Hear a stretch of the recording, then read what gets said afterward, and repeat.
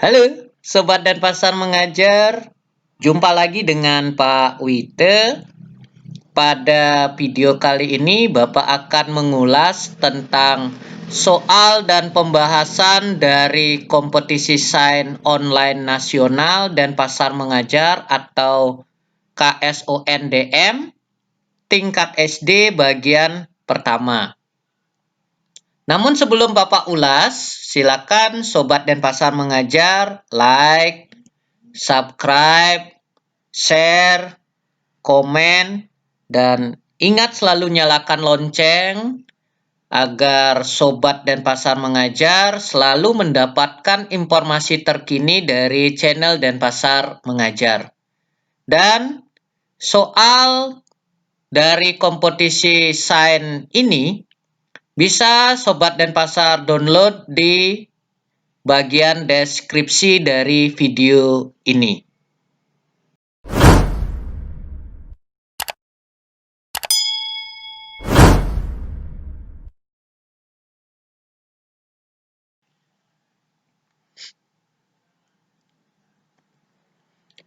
Oke, Sobat dan Pasar Mengajar, kita langsung ke soal yang pertama. Perhatikan gambar berikut ya. Jadi ada seorang binaragawan itu sedang melatih otot-ototnya. Wah, gede banget ya ototnya. Nah, otot yang berperan dalam pergerakan seperti gambar tersebut adalah, ya, pilihannya Sobat dan Pasar Mengajar yang A, jantung dan bisep. Yang B, trisep dan jantung. Yang C, bisep dan trisep. Yang D, polos dan rangka. Oke, kita langsung ya ke pembahasannya.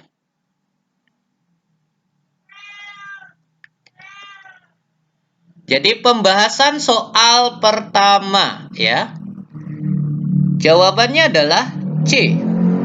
Jadi gambar di atas itu merupakan gambar otot bisep dan trisep ya. Letak otot bisep itu terdapat di bagian lengan atas, sedangkan otot trisep itu terdapat di sepanjang lengan. Kedua otot tersebut bekerja berlawanan atau antagonis dan berperan dalam gerak melipat dan meluruskan tangan. Jadi ketika tangan kita melipat, diameter lengan akan membesar yang disebabkan oleh kontraksi otot bisep dan relaksasi otot trisep. Begitu pula sebaliknya ya, Sobat dan Pasar Mengajar, ketika tangan kita diluruskan kembali, diameter lengan akan kembali ke ukuran semula yang disebabkan oleh relaksasi otot bisep dan kontraksi otot trisep. Oke, kita lanjutkan ya ke soal yang kedua.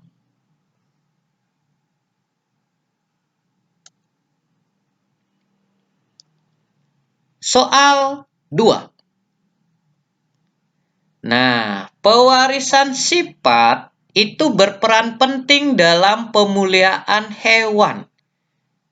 Apa itu? Ya, yaitu menghasilkan hewan ternak berkualitas tinggi. Dari pilihan ayam-ayam di bawah ini yang merupakan hasil persilangan dari beberapa jenis ayam unggul dari berbagai negara adalah ayam. Ayo, apa kira-kira? Nah, pilihannya A, itu ayam jago, B, ayam broiler, C, ayam hutan, dan D, ayam kampung. Ayo, Sobat dan Pasar Mengajar, apa senang makan ayam? Kalau senang pasti tahu nih, ayam apa yang merupakan jenis ayam unggul. Ya, kita langsung ya ke pembahasannya. Nah, pembahasan soal yang kedua ya. Jawabannya adalah B. Nah, pewarisan sifat itu berperan penting dalam pemuliaan hewan. yaitu menghasilkan hewan ternak berkualitas tinggi. Sebagai contoh hasil pewarisan sifat itu adalah unggas yang mampu menghasilkan banyak telur atau sapi dengan kualitas susu dan daging yang baik. Ayam broiler atau sering kita sebut ayam potong yang barangkali sering dikonsumsi oleh masyarakat Indonesia termasuk Sobat Denpasar Mengajar itu merupakan hasil persilangan dari beberapa jenis ayam unggul dari berbagai negara. Nah, ayam ini itu menghasilkan banyak daging. Kemudian dagingnya juga lebih lesat dan mampu menghasilkan telur yang sangat baik. Oke, jadi itu Sobat Denpasar Mengajar pembahasan dari soal yang kedua. Oke, kita lanjutkan ya ke soal yang ketiga. Soal yang ketiga.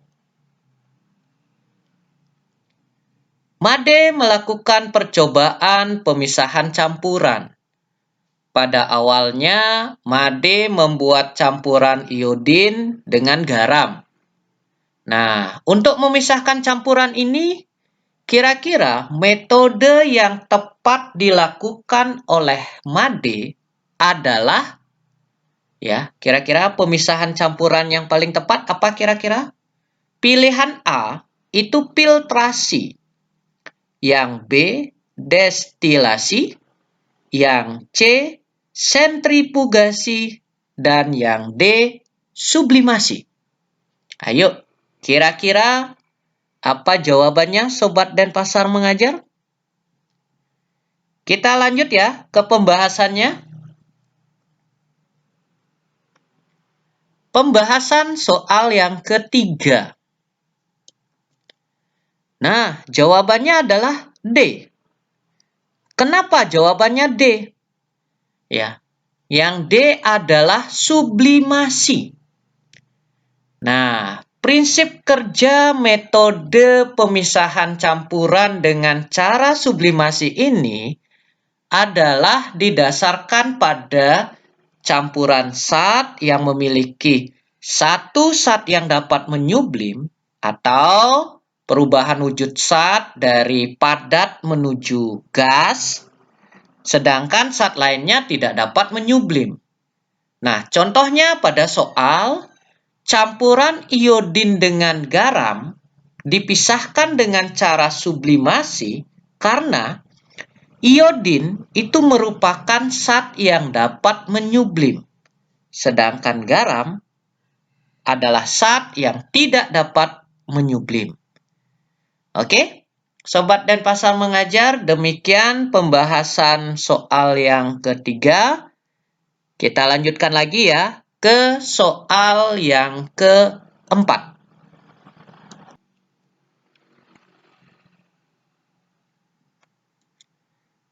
Soal yang keempat ya, Sobat Denpasar Mengajar. Oke, di desa A, banyak sekali sampah rumah tangga yang mencemari perairan. Salah satu upaya meminimalisasi sampah tersebut adalah dengan cara mendaur ulang sampah menjadi kompos, kerajinan tangan, dan benda berguna lainnya. Nah, upaya yang dilakukan tersebut itu disebut dengan istilah apa? Ya. Pilihannya A, recycle, yang B, reuse, yang C, reduce, dan yang D, refire. Ya, kira-kira istilahnya apa, Sobat Denpasar Mengajar? Ayo, kita langsung ya ke pembahasannya.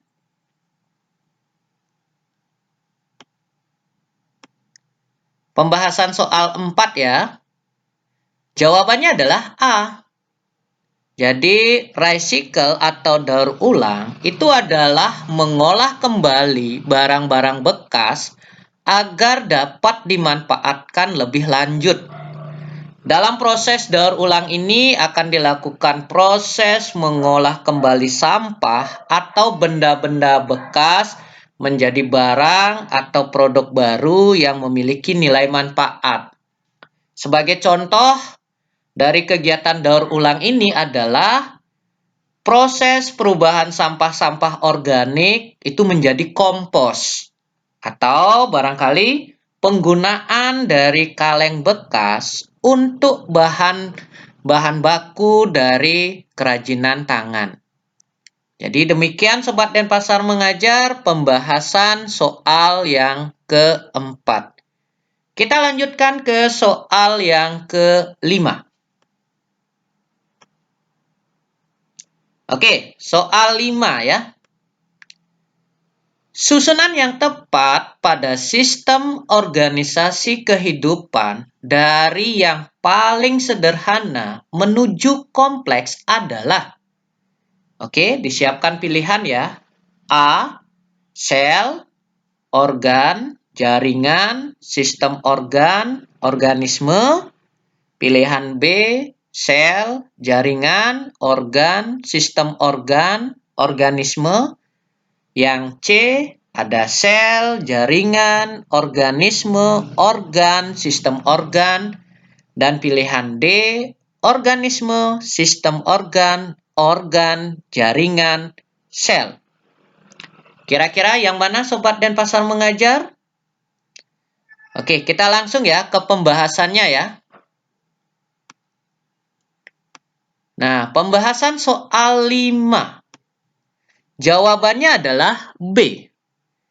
Jadi, Sobat Denpasar mengajar urutan sistem organisasi kehidupan dari yang paling sederhana menuju kompleks adalah. Oke, kita mulai dari sel, habis itu jaringan, setelah itu organ, sistem organ, dan organisme. Nah, sel itu merupakan unit terkecil dari kehidupan. Kemudian, sel-sel dengan bentuk dan fungsi yang sama itu akan berkumpul membentuk suatu jaringan. Kumpulan dari beberapa macam jaringan yang berbeda dan membentuk satu kesatuan untuk melakukan fungsi tertentu, itu disebut dengan organ. Kemudian, beberapa organ yang bekerja sama untuk melakukan fungsi kerja tertentu, itu disebut dengan sistem organ. Dan kumpulan dari sistem organ akan membentuk suatu organisme. Oke, demikian Sobat Denpasar mengajar pembahasan soal 5. Kita lanjutkan lagi ya ke soal yang ke-6. Oke, soal yang ke-6 ya Sobat Denpasar mengajar. Otot merupakan penggerak bagian-bagian tubuh. Nah, jenis otot berikut yang bekerja secara volunteer adalah pilihannya A. Otot polos dan otot rangka. B. Otot rangka dan otot jantung. Yang C. Otot jantung dan otot polos. Yang D. Otot rangka saja. Kira-kira apa jawabannya ya? Oke, kita langsung ya ke pembahasannya. Jadi, pembahasan soal 6. Jawabannya adalah D. D itu apa?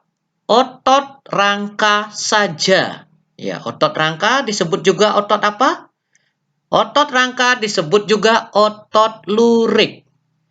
Nah, Sobat Denpasar mengajar bisa lihat perbedaan antara otot rangka atau lurik, otot polos, dan otot jantung pada tabel di bawah ini ya.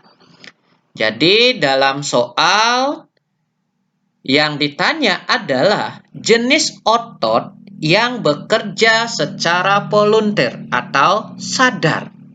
Dari tabel terlihat bahwa hanya otot lurik atau otot rangka saja yang bekerja secara sadar. Sedangkan otot polos dan otot jantung itu bekerja secara tidak sadar.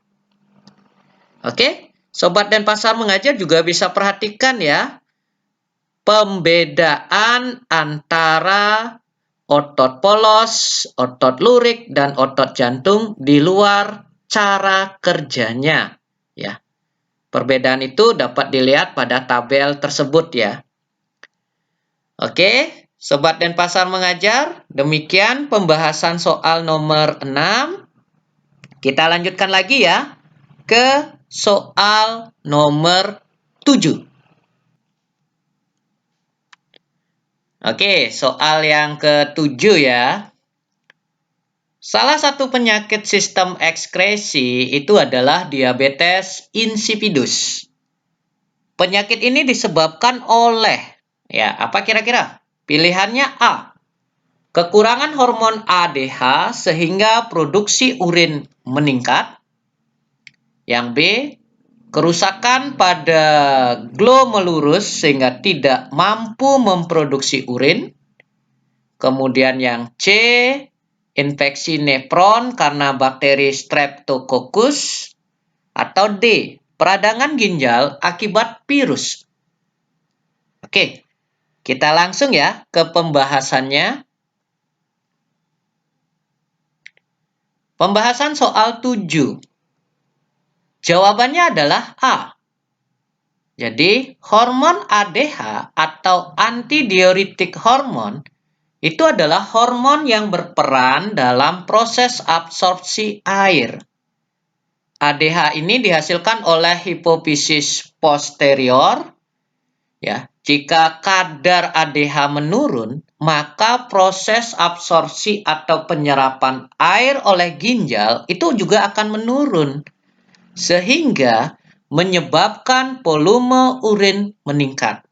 Jadi, dengan memperhatikan penjelasan tersebut, jawaban yang tepat adalah A.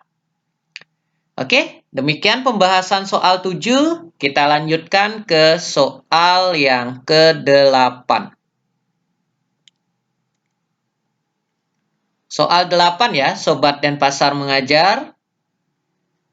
Ya, gelombang air laut itu dapat mengakibatkan terjadinya abrasi dan tsunami. Ya, tsunami ya. Salah satu upaya untuk menahan gelombang air laut tersebut adalah menanam beberapa tanaman di pantai. Nah, berikut ini tanaman-tanaman yang disarankan untuk menahan gelombang air laut seperti tsunami adalah, ya, kira-kira yang mana? Yang A, Pinus palem kelapa. Yang B, Pinus pakis palem. Yang C, bakau palem waru. Atau yang D, aren, bakau, dan palem. Kira-kira tanamannya yang mana, Sobat Denpasar Mengajar? Oke, kita ke pembahasan soal 8 ya. Nah, jawabannya adalah C. Jadi, tanaman-tanaman yang disarankan oleh pemerintah untuk menahan gelombang air laut seperti tsunami adalah bakau, palem, ketapang, waru, beringin, dan lain-lain ya. Jadi, dengan tanaman ini maka gelombang air laut bisa ditahan atau paling tidak dikurangi ya. Oke, demikian pembahasan soal 8 ya. Kita lanjutkan lagi ya Sobat Denpasar Mengajar ke soal yang ke-9 ya. Oke, soal yang ke-9. Oke, perhatikan tanaman pada gambar ya. Tumbuhan di bawah ini bereproduksi dengan cara apa? Yang A, rizoma. Yang B, stolon.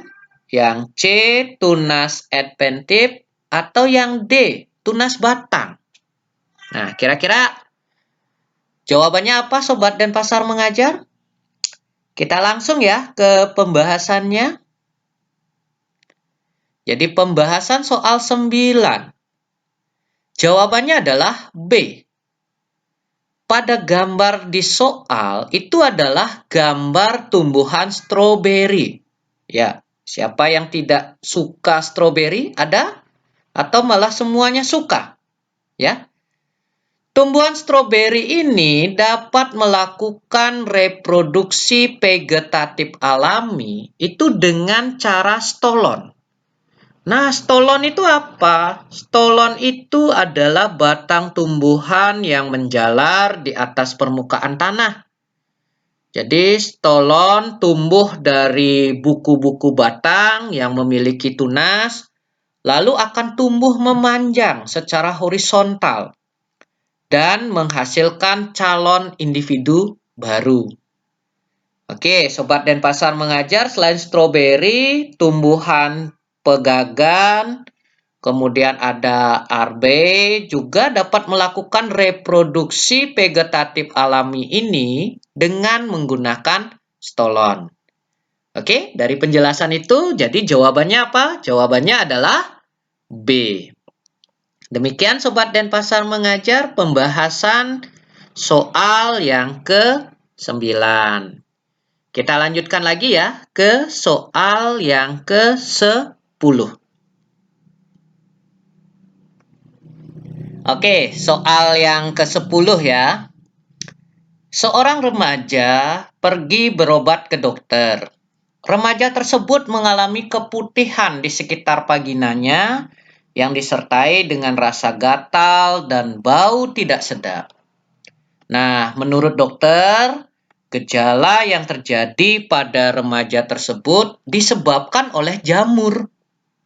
Nah, gejala ini disebabkan oleh kurangnya remaja tersebut menjaga kebersihan alat-alat reproduksinya. Nah, jamur apakah yang dimaksud oleh dokter tersebut? Jadi, pilihannya adalah yang A, Candida albicans, yang B, Human Immunodeficiency Virus, yang C, Neisseria gonorrhoeae, yang D, Treponema pallidum. Kira-kira apa jamurnya, Sobat Denpasar Mengajar? Kita langsung ya ke pembahasannya, pembahasan soal yang ke-10. Nah, jawabannya adalah A. Keputihan atau vagina discharge itu adalah cairan atau lendir yang keluar dari vagina. Lendir ini berfungsi untuk membawa keluar sel-sel mati dan kuman dari dalam tubuh. Tujuannya apa? Tujuannya untuk menjaga vagina tetap bersih dan melindungi vagina dari iritasi atau infeksi. Meskipun sebetulnya hal yang normal, keputihan bisa saja menjadi tanda adanya suatu penyakit, terutama jika keputihan itu disertai keluhan lain, seperti vagina gatal atau nyeri. Nah, kondisi ini bisa disebabkan oleh cara merawat organ intim yang salah atau oleh suatu penyakit. Misalnya penyakit menular seksual. Keputihan yang disertai dengan gatal di sekitar vagina atau bau tidak sedap itu biasanya disebabkan oleh jamur. Jamurnya apa? Jamurnya adalah Candida albicans. Oke, demikian Sobat Denpasar Mengajar pembahasan soal 10. Kita lanjutkan lagi ya ke soal yang ke-11. Soal 11. Ciri makhluk hidup memerlukan makanan dan berkembang biak ditunjukkan oleh nomor. Oke, pilihannya yang A 1 dan 2, yang B 2 dan 3, yang C 3 dan 4, yang D 1 dan 4. Kira-kira apa jawabannya? Kita langsung ya ke pembahasannya. Pembahasan soal 11. Jawabannya adalah A. Ciri makhluk hidup memerlukan makanan itu ditunjukkan oleh gambar nomor 1. Karena pada gambar tersebut terdapat burung yang sedang mengambil madu dari bunga. Sedangkan ciri makhluk hidup yang menunjukkan berkembang biak itu ditunjukkan oleh nomor 2. Karena pada gambar tersebut terdapat gambar kawanan singa itu lengkap dengan anak-anaknya. Jadi dengan demikian jawaban yang paling tepat adalah jawaban A. Oke, demikian pembahasan soal nomor 11. Kita lanjutkan lagi ke soal nomor 12.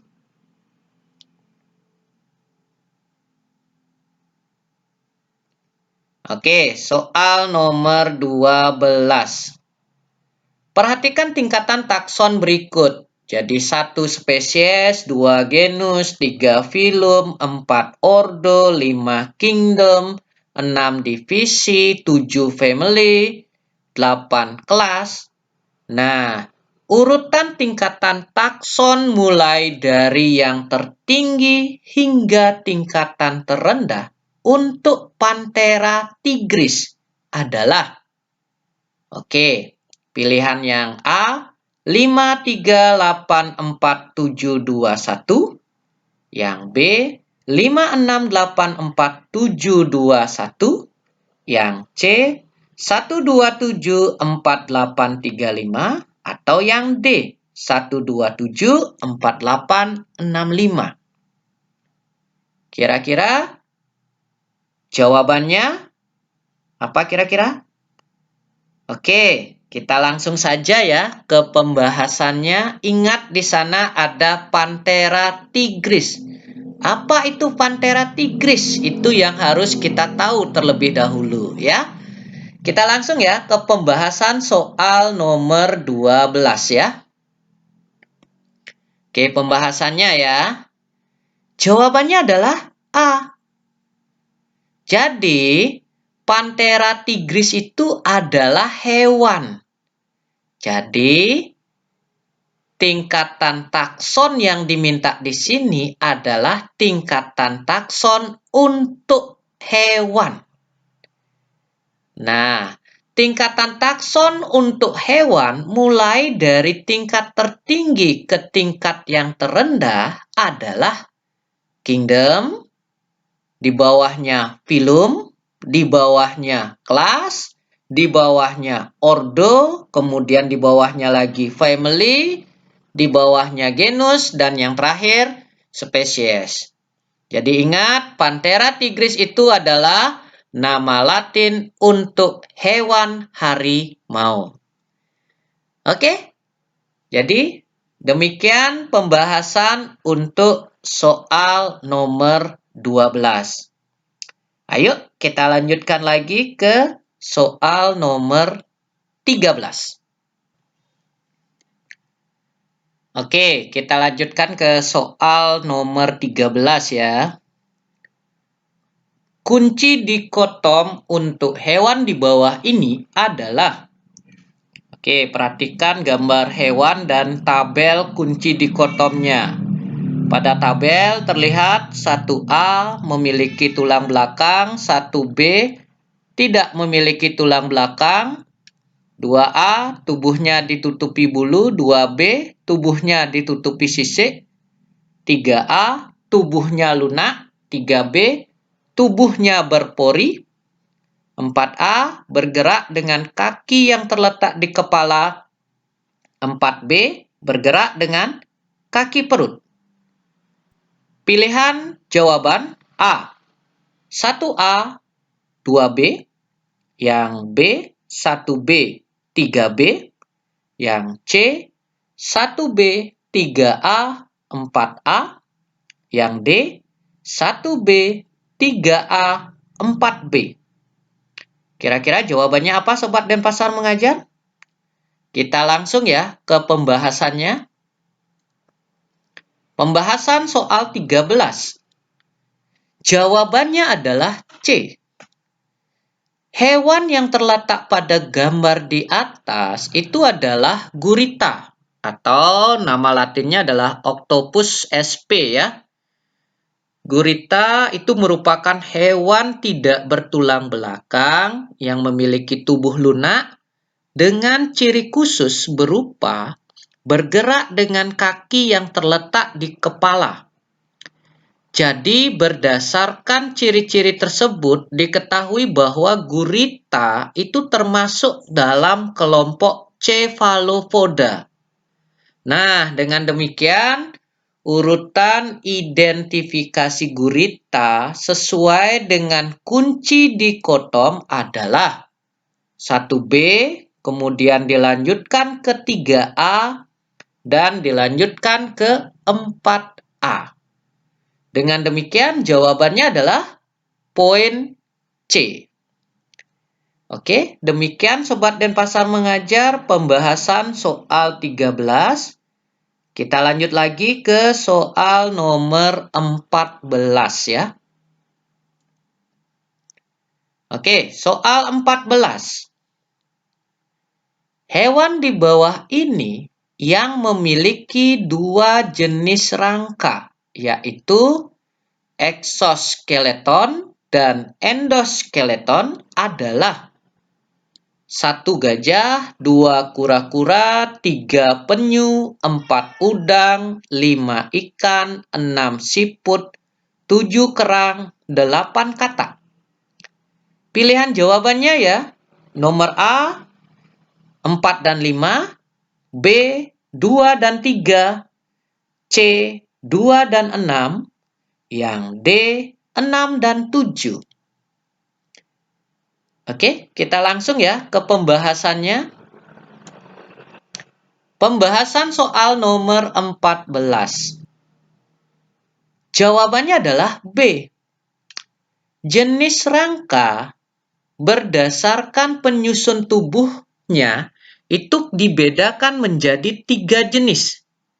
Yang pertama itu endoskeleton, artinya rangka terdapat di dalam tubuh. Misalnya ikan, gajah, ayam, dan binatang yang lain ya. Yang kedua itu namanya exoskeleton, yaitu rangka yang terdapat di luar tubuh. Contohnya udang, kerang, siput, dan serangga. Dan yang ketiga itu adalah endoskeleton dan exoskeleton. Jadi jenis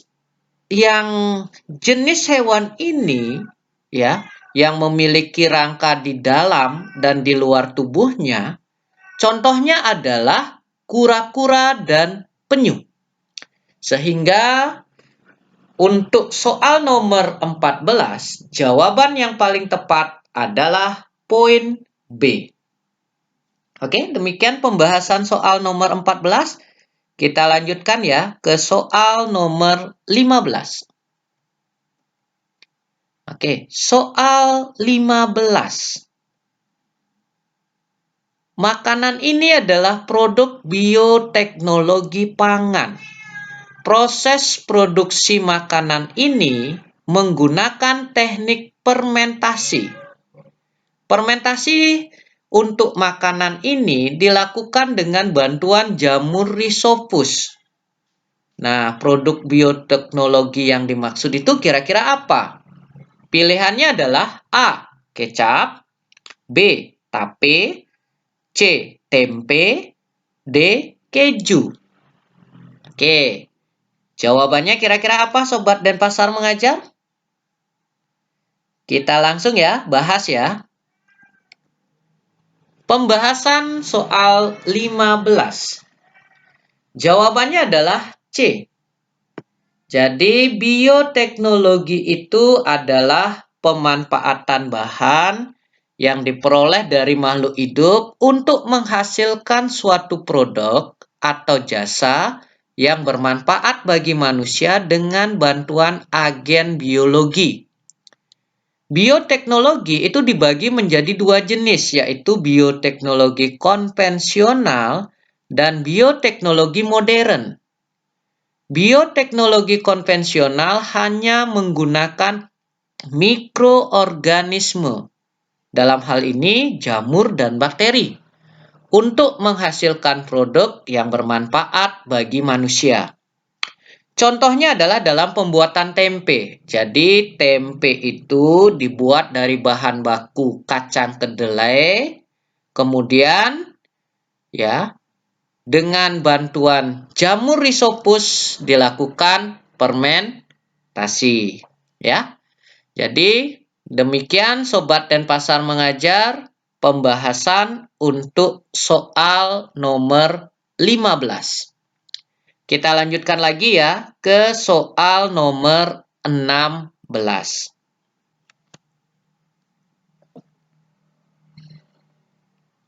Oke, soal nomor 16 ya, Sobat Denpasar mengajar. Made melakukan percobaan fotosintesis Ingenhousz dengan menggunakan hidrilla sp ya. Pada percobaan itu ternyata muncul gelembung-gelembung udara. Munculnya gelembung udara pada percobaan Ingenhousz dengan hidrilla sp sebagai tanaman uji membuktikan bahwa fotosintesis menghasilkan produk berupa apa? Pilihannya yang A, karbohidrat, yang B, air, yang C, karbon dioksida, dan yang D, oksigen. Oke, kita langsung ya ke pembahasannya. Pembahasan soal nomor 16 ya. Jawabannya adalah D.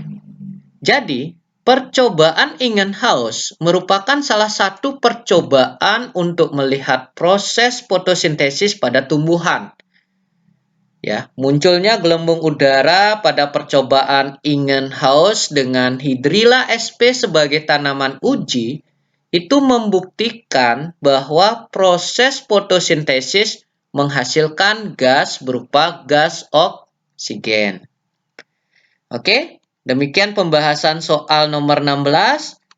Kita langsung ya ke soal nomor 17. Oke, soal 17 ya. Di suatu daerah terjadi pencemaran tanah. Salah satu cara untuk menanggulangi pencemaran tanah tersebut adalah dengan menggunakan mikroorganisme seperti jamur dan bakteri. Mikroorganisme tersebut dapat memecah zat-zat pencemar menjadi bahan yang tidak beracun. Nah, proses penanggulangan tanah yang tercemar tersebut kira-kira dinamakan apa? Pilihannya nomor A, remediasi, yang B, bioremediasi, yang C, reboisasi, dan yang D, polusi. Kira-kira apa jawabannya? Kita langsung ya ke pembahasannya. Pembahasan soal 17 ya. Jawabannya adalah B. Nah, bioremediasi itu adalah proses pembersihan pencemaran tanah dengan menggunakan mikroorganisme seperti jamur dan bakteri. Bioremediasi ini bertujuan untuk memecah atau mendegradasi zat pencemar itu menjadi bahan yang tidak beracun. Ya. Oke, Sobat Denpasar mengajar, demikian pembahasan soal 17. Bapak lanjutkan lagi ke soal nomor 18.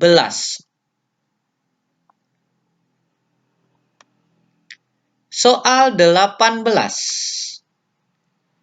Berdasarkan kemampuan menyusun makanan, peran organisme dibagi menjadi dua, yaitu autotrop dan heterotrop. Organisme heterotrof itu berdasarkan jenis makanannya dibagi lagi menjadi 3 kelompok, yaitu herbivora, karnivora, dan omnivora. Nah, berikut ini yang merupakan contoh organisme herbivora itu adalah A. Kambing, kelinci, kuda, dan kerbau. Yang B. Kelinci, harimau, kerbau, dan kuda. Yang C. Singa, ayam, kambing, dan rusa. Dan D. Elang, kerbau, kelinci, singa. Kira-kira jawabannya apa? Kita langsung ya ke pembahasannya. Pembahasan soal 18 ya. Jawabannya adalah A. Interaksi antara makhluk hidup dengan makhluk hidup yang lain dapat terjadi melalui rangkaian peristiwa makan dan dimakan. Berdasarkan kemampuan menyusun makanan, peran organisme dibagi menjadi 2, yaitu autotrof dan heterotrof. Kemudian organisme heterotrof berdasarkan jenis makanannya itu dibagi lagi menjadi 3, yaitu herbivora, karnivora, dan omnivora. Hewan herbivora itu merupakan kelompok hewan pemakan tumbuh-tumbuhan. Contohnya kambing, kuda, kerbau, dan kelinci. Hewan karnivora itu adalah kelompok pemakan daging, seperti singa dan harimau.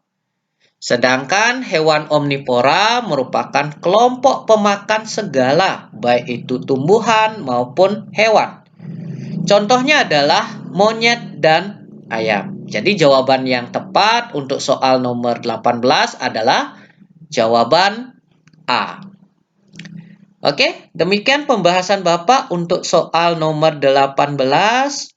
Kita lanjutkan lagi ke soal nomor 19.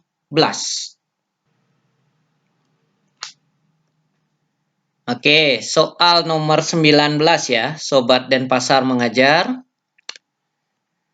Made melakukan percobaan seperti gambar di bawah ini. Setelah beberapa saat, eosin itu bergerak ke arah dalam tabung. Nah, percobaan tersebut menunjukkan bahwa makhluk hidup itu memiliki ciri apa? Pilihan yang ada A. Bergerak, B. Bernapas, C. Peka terhadap rangsang, dan D. Beradaptasi. Oke, Bapak lanjutkan ya ke pembahasannya. Pembahasan soal 19. Jawabannya adalah B. Pada gambar ya, itu menggunakan alat yang namanya respirometer sederhana, yaitu alat yang digunakan untuk mengukur kecepatan respirasi ya. Makhluk hidup yang digunakan adalah belalang. Dalam percobaan ini, fungsi larutan KOH itu adalah untuk mengikat CO2. Kemudian larutan eosin digunakan sebagai penanda kecepatan respirasi. Setelah beberapa saat, eosin itu akan bergerak ke arah dalam tabung.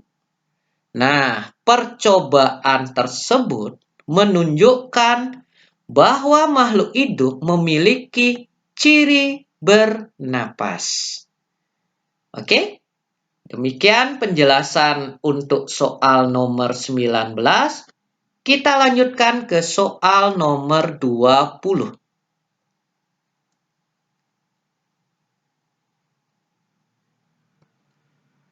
Soal 20. Bentuk kaki burung yang berfungsi sebagai pencengkram mangsanya adalah gambar nomor. Ya, pilihannya A. 1, B. 2, C. 3, dan D 4. Kira-kira apa, Sobat Denpasar mengajar? Oke, kita langsung ya ke pembahasannya. Pembahasan soal 20. Nah, jawabannya adalah D. Kalau kita perhatikan gambar 1 itu adalah bentuk kaki burung petengger. Gambar 2 itu bentuk kaki burung pengais. Gambar 3 itu bentuk kaki burung perenang.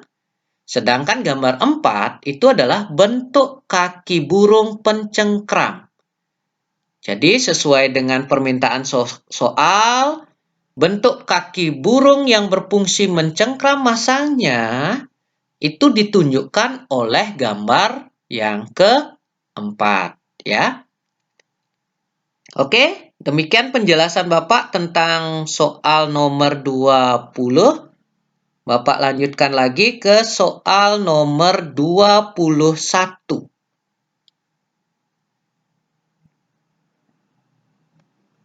Oke, soal 21 ya. Nah, perhatikan gambar di bawah ya. Letak plum, kambium, dan silem berturut-turut ditunjukkan oleh nomor. Oke, pilihannya A, 1, 2, dan 3. B, 2, 3, dan 4. C, 3, 4, dan 5. Dan D, 2, 4, dan 5. Oke. Bapak langsung ya ke pembahasan. Pembahasan soal 21. Jawabannya adalah C. Nah, nomor 1 pada gambar itu merupakan epidermis. Nomor 2, silinder pusat. Nomor 3, phloem. Nomor 4, kambium. Dan nomor 5 adalah silem. Jadi, letak plum, kambium, dan silem secara berturut-turut itu ditunjukkan oleh nomor 3, 4, dan 5. Oke, Sobat Denpasar mengajar, demikian pembahasan soal 21. Kita lanjutkan lagi ya ke soal nomor 22. Oke, soal 22 ya. Daun bagi tumbuhan itu mempunyai beberapa fungsi. Struktur daun yang berfungsi sebagai tempat pembuatan makanan dan tempat pertukaran udara dalam tumbuhan secara berturut-turut adalah ya, pilihan A, jaringan spon dan epidermis, yang B, jaringan palisade dan silem, yang C, jaringan palisade dan stomata, yang D, jaringan spon dan phloem. Oke, Bapak langsung ya ke pembahasannya. Pembahasan soal 22. Jawabannya adalah C. Struktur daun yang berfungsi sebagai tempat pembuatan makanan itu adalah jaringan palisade. Pada jaringan tersebut terjadi proses fotosintesis yang nanti akan menghasilkan amilum. Sedangkan tempat pertukaran udara dalam tumbuhan itu terjadi di stomata. Nah, stomata itu sendiri terletak pada daun di jaringan epidermis bawah, ya. Oke, demikian penjelasan Bapak tentang soal nomor 22. Ayo kita lanjutkan ke soal nomor 23 ya. Oke, soal 23. Fotosintesis merupakan proses memproduksi makanan oleh tumbuhan. Nah, di dalam proses fotosintesis itu sendiri dihasilkan karbohidrat dan oksigen. reaksi yang benar dari pembentukan kedua zat tersebut adalah yang A, 6CO2 ditambah 6H2O menghasilkan C6H12O6 ditambah 6O2. Yang B, C6H12O6 ditambah 6O2 menghasilkan 6CO2 ditambah 6H2O. Yang C, C6H12O6 ditambah 6H2O menghasilkan 6CO2 ditambah 6O2. Dan yang D, 6H2O ditambah 6O2 menghasilkan C6H12O6 ditambah 6CO2. Nah, kira-kira menurut Sobat Denpasar Mengajar, reaksi yang benar dari fotosintesis, kira-kira pilihan mana? Oke, kita langsung ya bahas pembahasan soal nomor 23. Jadi jawabannya adalah A. Ya. Proses fotosintesis itu sendiri adalah proses pengubahan senyawa anorganik, dalam hal ini CO2 dan H2O, oleh klorofil itu menjadi senyawa organik, yaitu karbohidrat atau amilum, dengan bantuan cahaya matahari. Jadi reaksi kimia terjadinya proses fotosintesis ya tampak pada layar ya.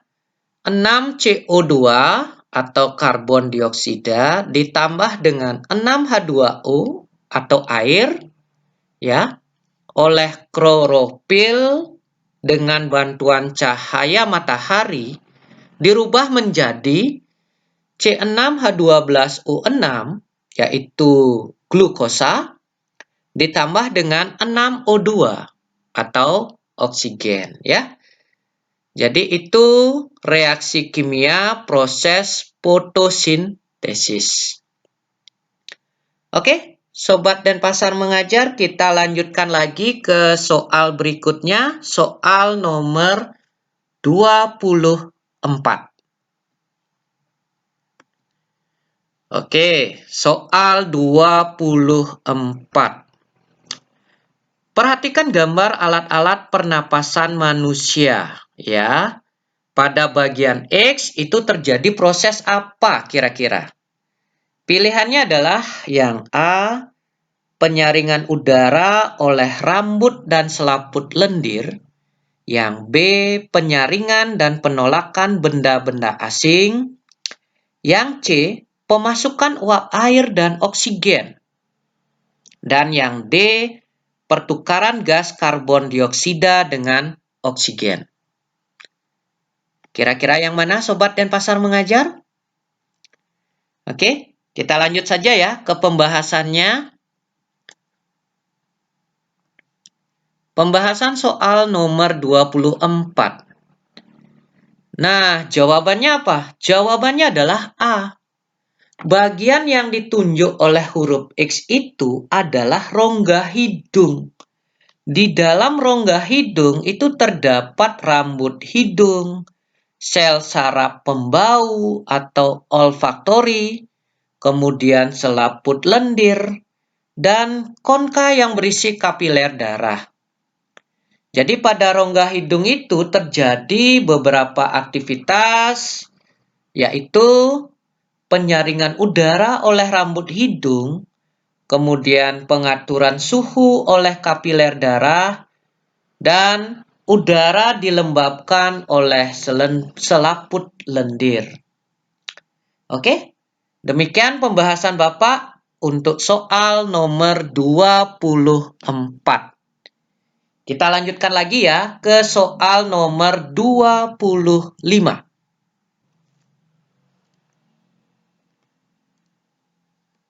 Soal 25, Sobat Denpasar Mengajar. Sel darah itu memiliki bentuk dan fungsi yang berbeda-beda. Berikut ini adalah gambar 3 jenis sel darah. Nah, fungsi sel darah pada gambar A kira-kira apa? Pilihannya adalah A. Membunuh kuman penyakit yang masuk ke dalam tubuh. Yang B. Menjaga keseimbangan suhu tubuh. Yang C. Mengangkut oksigen dan sari makanan ke seluruh tubuh. Dan D. Membantu proses pembekuan darah.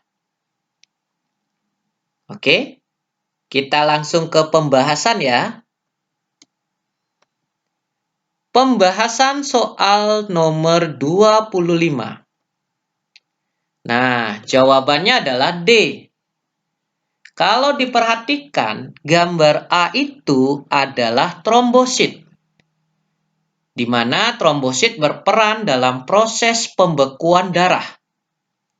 Kemudian gambar B itu adalah eritrosit yang berfungsi mengangkut oksigen dan karbon dioksida. Sedangkan gambar C itu adalah leukosit yang berfungsi membunuh kuman penyakit yang masuk ke dalam tubuh. Oke, demikian penjelasan soal 25. Kita lanjut ya ke soal nomor 26. Soal 26. Perhatikan data di bawah ini. Saluran pencernaan secara berurutan adalah 1 anus, 2 lambung, 3 usus besar, 4 kerongkongan, 5 rongga mulut, 6 usus halus. Nah, urutannya kira-kira yang mana? Pilihan yang tersedia yang A, 2, 3, 4, 5, 1, dan 6. Yang B, 5, 2, 1, 3, 4, dan 6. Yang C, 5, 4, 2, 6, 3, dan 1. Yang D, 1, 2, 3, 4, 5, dan 6. Oke. Kita lihat pembahasan ya.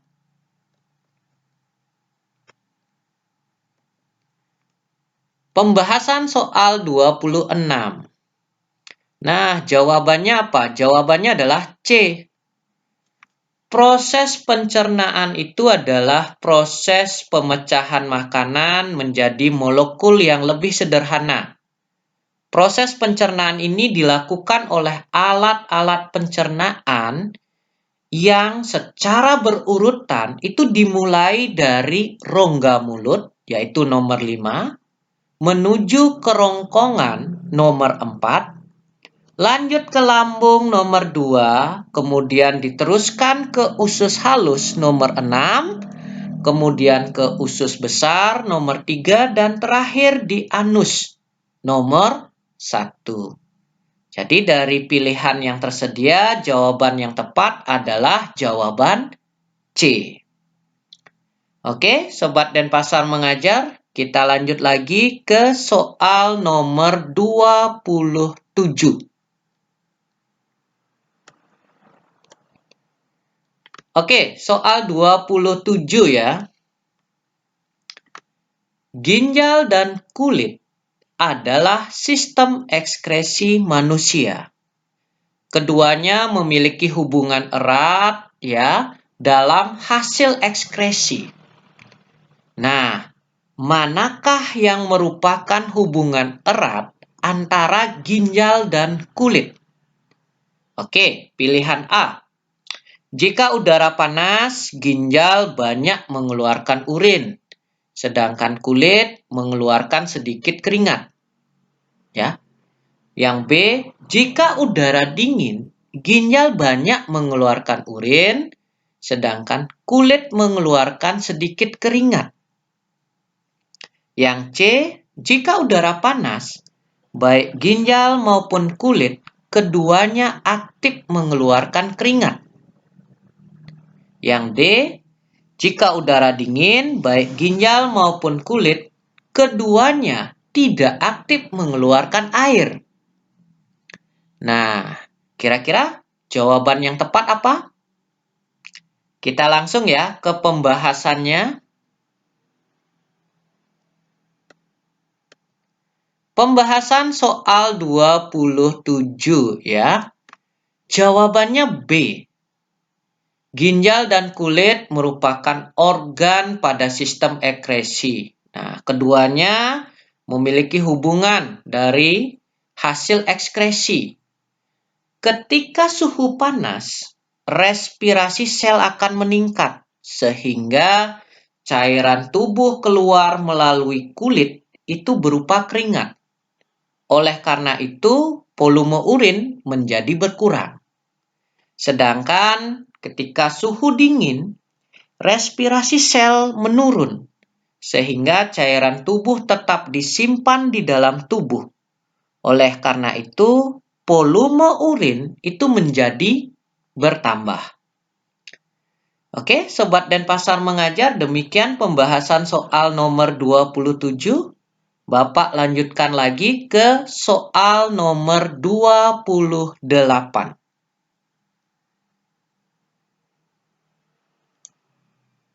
Oke, Sobat Denpasar mengajar, soal 28. Ya, perhatikan gambar sel tulang berikut. Bagian yang mengandung pembuluh darah dan berfungsi memberikan makanan pada sel tulang adalah nomor. Pilihannya yang A 1, yang B 2, yang C 3, dan yang D 4. Oke, Bapak langsung ke pembahasannya ya.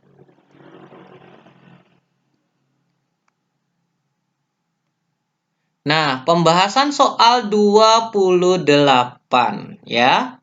Jawabannya adalah B. Jadi bagian tengah sistem Hayford ya, terdapat saluran yang disebut dengan saluran Hayford ya, yang berisi pembuluh darah, pembuluh limpa, dan saraf.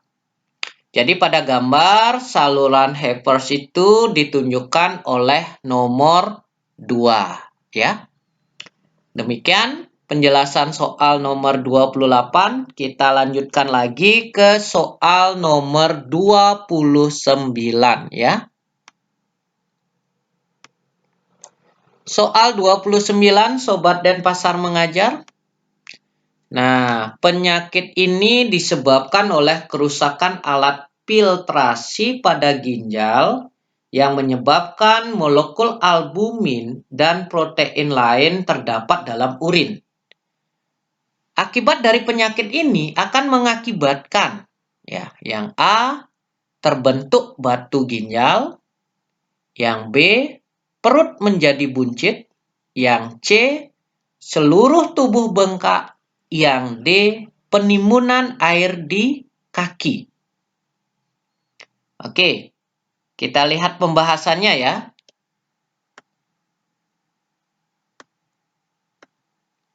Pembahasan soal 29 ya. Jawabannya C ya. Kerusakan alat filtrasi yang menyebabkan molekul albumin dan protein lainnya terdapat dalam urin itu disebut dengan penyakit albuminuria. Penyakit ini ya mengakibatkan albumin itu terbuang bersama urin, sehingga tubuh menjadi kekurangan albumin. Apabila tubuh kekurangan albumin, cairan tubuh akan mudah merembes keluar dari pembuluh darah. Hal tersebut itu akan mengakibatkan terjadinya pembengkakan di seluruh tubuh, ya. Oke, Sobat Denpasar mengajar, demikian pembahasan soal 29. Ayo kita lanjut ke soal nomor 30.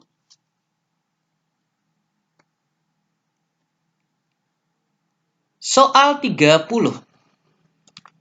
Perhatikan gambar spermatogenesis berikut ya. Bagian yang memiliki kromosom diploid itu terdapat pada nomor. Pilihannya yang A 1 dan 2, yang B 2 dan 3, yang C 2 dan 4, yang D 3 dan 4 ya. Oke? Kita langsung ya ke pembahasan soalnya ya.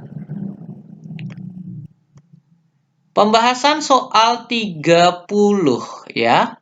Jawabannya adalah A. Jadi keterangan gambar untuk nomor 1 itu adalah spermatogonium. Dia adalah diploid atau 2N. Nomor 2, spermatosit primer, juga diploid atau 2N. Nomor 3, itu spermatosit sekunder. Ini haploid atau N. Dan nomor 4, itu adalah spermatid atau haploid juga. Ya, atau N ya. Jadi bagian kromosom yang diploid itu terdapat pada nomor 1 dan 2 ya.